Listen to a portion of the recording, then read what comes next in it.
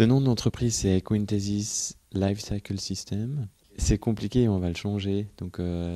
Voilà, elle va avoir un autre nom dans les mois qui viennent.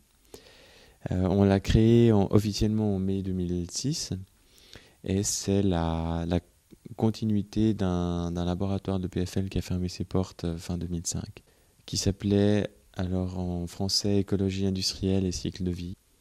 Je dirais que les gens s'intéressent depuis maintenant 2 ans à l'environnement de manière plus générale.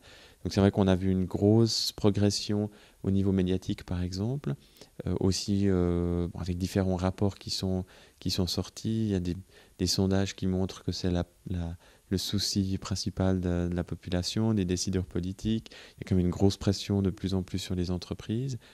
Donc il y a, je dirais, une effervescence et on voit vraiment maintenant, enfin on peut plus ouvrir le journal ou écouter la radio sans qu'on nous parle d'environnement, ce qui, enfin à notre sens, est très bien, pas forcément uniquement d'un point de vue business, mais parce que c'est nécessaire pour tout le monde, pour le futur. Donc c'est vraiment depuis, je dirais, ça fait 2 ans. Donc nous, on le ressent clairement.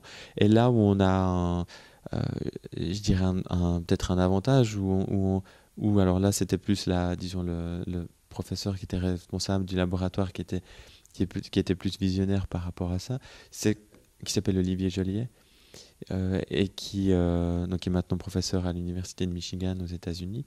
C'est que ces aspects de ce qu'on est capable de faire, c'est de quantifier les impacts. Et là, c'est vrai qu'il y a peu de monde qui est capable de le faire, de bien le faire.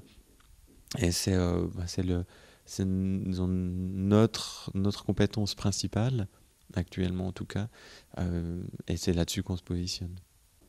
On a commencé à travailler fin 2005, mais officiellement, elle a été créée en 2006. On n'a pas eu tout de suite un mandat, on en a eu assez rapidement des petits, mais c'est vrai que 2006 a été enfin le démarrage a été assez long, donc on n'a pas eu beaucoup de travail en 2006, on a eu de quoi rémunérer une personne qui travaillait à 70% pour nous.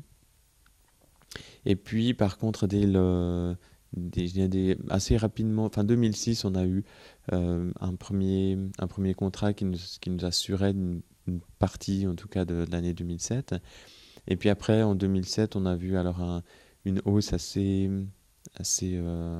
importante des demandes. Donc là, on a pu, en 2007, engager 3 personnes.